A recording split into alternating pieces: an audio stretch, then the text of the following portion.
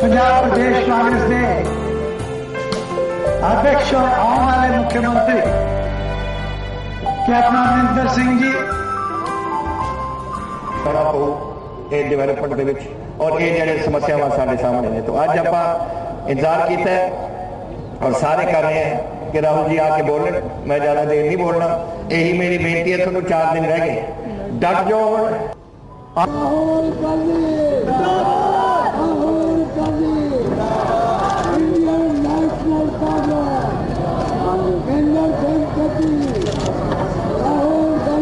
Captain साहब, get closer, get closer,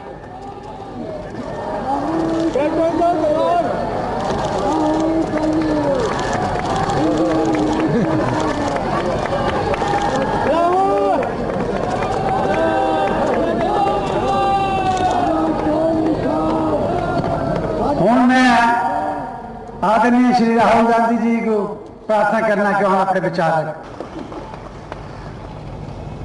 आपके chief minister यहां बैठे हुए हैं, आने वाले समय में अमरिंदर सिंह जी। पंजाब ने हिंदुस्तान को बहुत कुछ दिया है। आप इस देश की शान।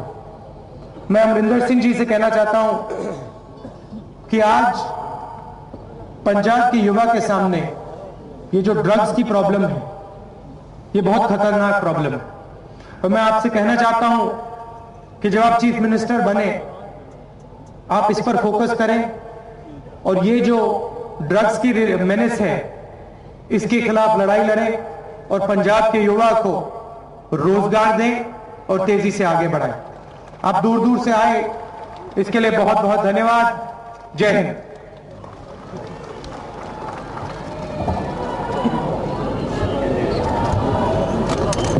अब एक मिनट रुको।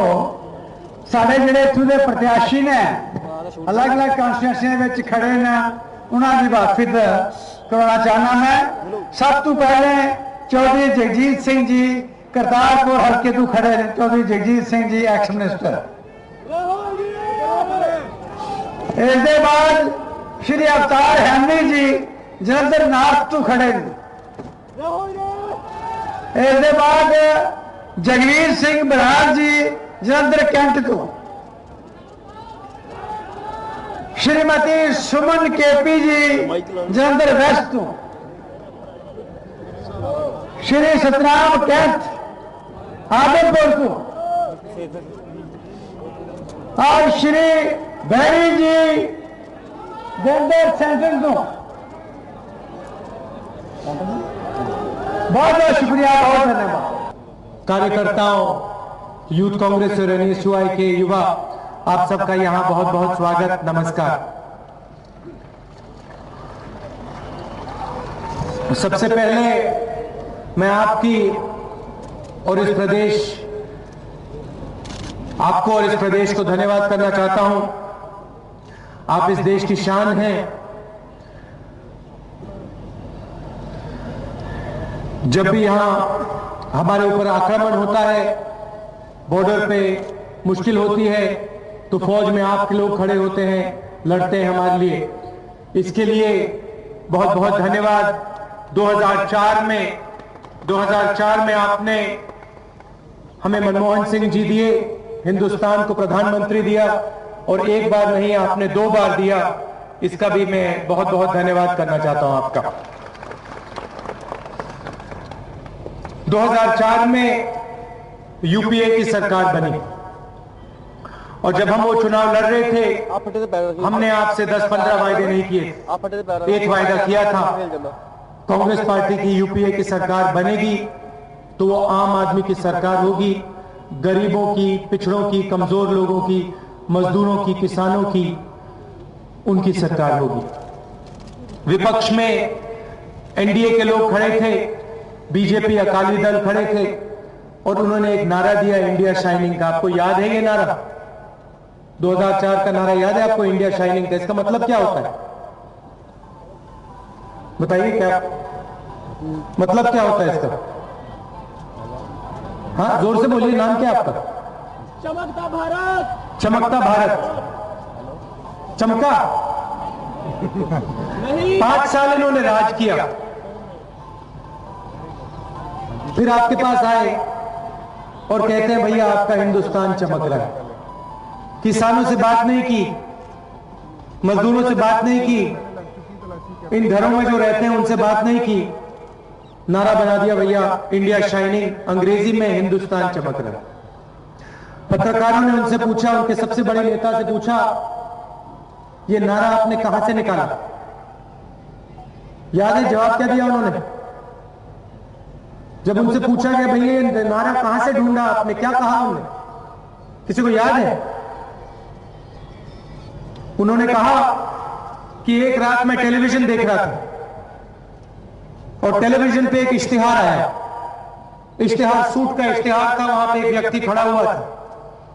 दूसरे व्यक्ति ने उसके सूट को छुआ और उसने कहा इंडिया शाइनिंग। और वो नेता उसको देख रहे थे, उन्होंने कहा भैया ये बहुत अच्छा नारा है, पूरे हिंदुस्तान में ये चलना चाहिए, ये एनडीए का नारा बनाएंगे। इसे बना दिया। नारे चुनते हैं टीवी से, राजनीति होती है टीवी से। आपके बीच में नहीं आएंगे, गांव में नहीं जाएंगे, किसी किसान का हाथ नहीं पकड़ेंगे, उससे नहीं पूछे भैया हो क्या रहा है, पानी मिल रहा है, बिजली है, सड़क कैसी है। गांव में कुएं से पानी नहीं पिएंगे, नारा बनाएंगे टीवी से और राजनीति करेंगे, इंटरव्यू की, ओपिनियन पोल की और टेलीविजन की। डर लगता है इनको, आपके बीच में नहीं आएंगे। कभी इन आपके सीनियर नेता को आपने किसी गांव के घर, किसी गरीब के घर में देखा है? गांव में एक बार देखा आपने? देखा है किसी के घर में खाना खा रहा है कोई? तो जब तक नेता आपके बीच में नहीं आएंगे तो उनको विकास के बारे में क्या समझ आएगी? पिछले 7 सालों में मुझे एक बात समझ आई, सिर्फ एक बात समझ आई कि अगर आपको राजनीति करनी है, जो भी आपके सवाल हो, बड़े से बड़े सवाल, जनता आपको जवाब दे सकती है। विकास के बारे में आप कुछ भी समझना चाहते हैं, प्लानिंग कमीशन में इतना नहीं समझ सकते जितना आप इन घरों में समझ सकते हो, जितना आप गांव में समझ सकते हो, जितना आप किसान से बात करके समझ सकते हो। मगर इनकी राजनीति का मतलब भैया इनकी राजनीति टीवी पे होती है, बीच में नहीं आते। 2004 में हमने सरकार बनाई, पहला काम हमने क्या किया, मनरेगा। आपके पास आए, आपसे पूछा भाई कमी क्या है, आपने बताया शहरों में रोजगार है, गांव में रोजगार नहीं, रोजगार लाइए। पूरे हिंदुस्तान में रोजगार का अधिकार दिया हमने। किसान आए हमारे पास, किसानों ने कहा भाई मुश्किल है, बड़े लोगों को आसानी से बैंक लोन मिलता है, हमें बैंक लोन नहीं मिलता, बैंक के दरवाजे बंद है, कुछ करिए। 60,000 करोड़ रुपए कर्जा माफ किया, किसान की मदद की। यहां पे आपको मुश्किल होती है, आपकी सरकार के बारे में आपको सूचना नहीं मिलती। पहले क्या होता था, कोई एमएलए एमपी किसी चीज के बारे में जानकारी चाहता था, ऑफिस से पूछ लेता, भाई हम पता लगाओ। हमने आपको सूचना का अधिकार दिया। आज आप अपनी सरकार के बारे में जो भी सवाल पूछना चाहते हो, चाहे वो कुछ भी हो, आप पूछ सकते हो, अधिकार दिया हमने।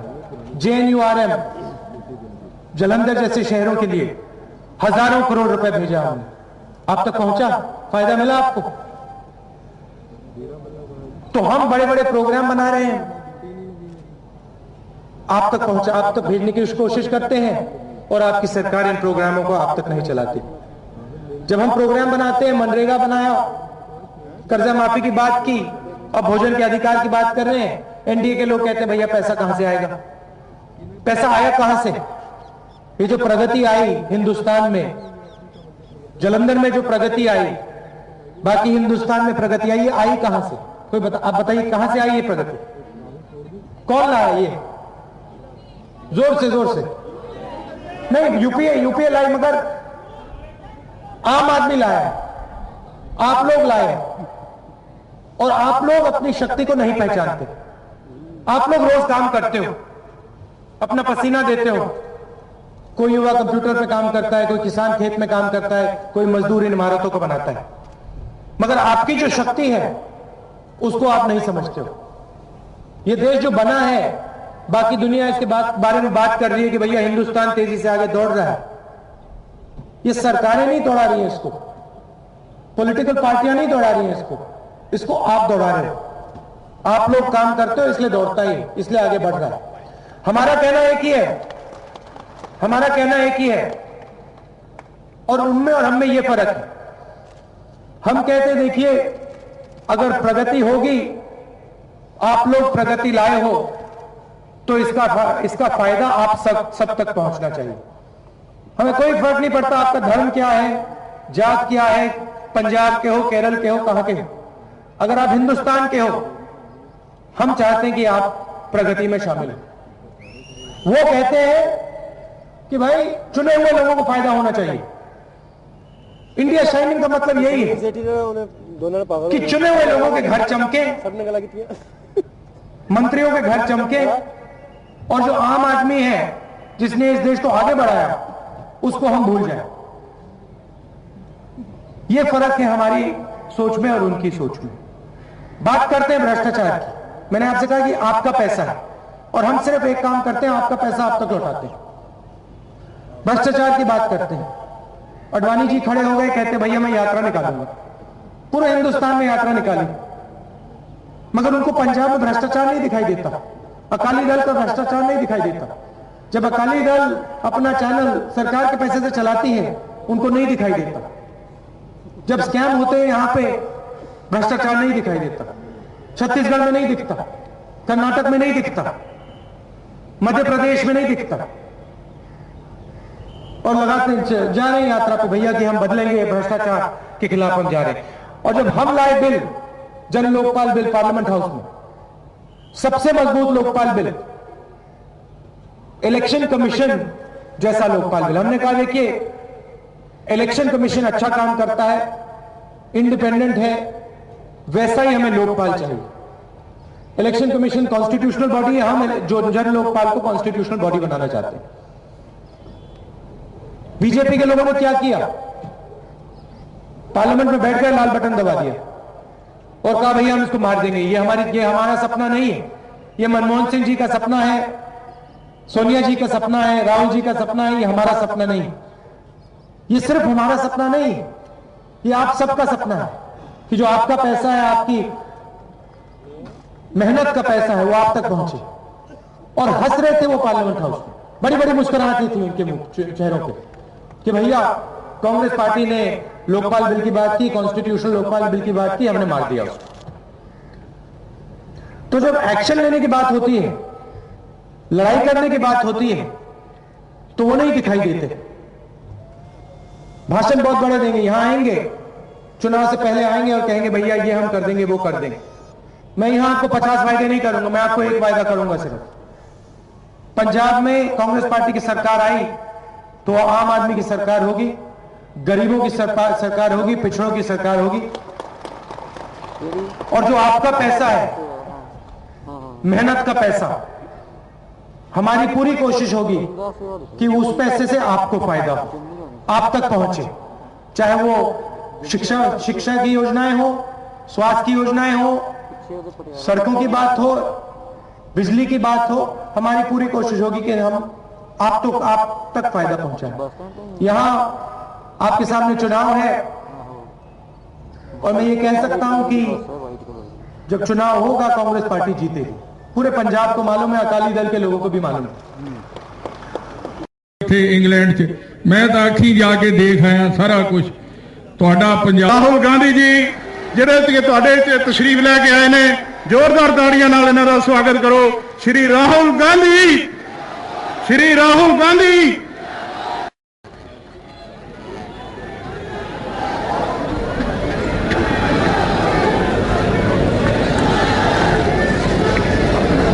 और सारे सुनना चाहते इस गल का दुख है, लेकिन इस गल की बड़ी खुशी है कि आदरणीय राहुल गांधी जिन्होंने बताते आज सारे चिट्ठे हैं और ऐसे लोग आए सारा हाथ करने वास्ते, सारा नेतृत्व करने वास्ते, जिसने पंजाब पूरा चले उस चुनाव के मैदान के कूदा, गली गली महले महले प्रचार के जुटिया, उस वे सारे आए और मैंने पक्का विश्वास है सारे पंजाब के गल की और अज आदरणीय राहुल की गल करेंगे। मैं ज्यादा समय लंबा नहीं लवांगा।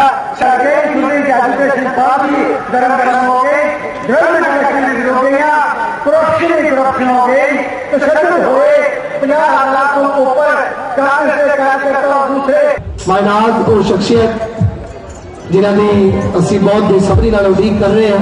उन्होंने तो पहला थोड़ा जिहा होर तुहानूं गीत संगीत के वाल लै चल रहे हैं, क्योंकि नचण वाले की अड्डी रही, गाउण वाले का मुंह बोली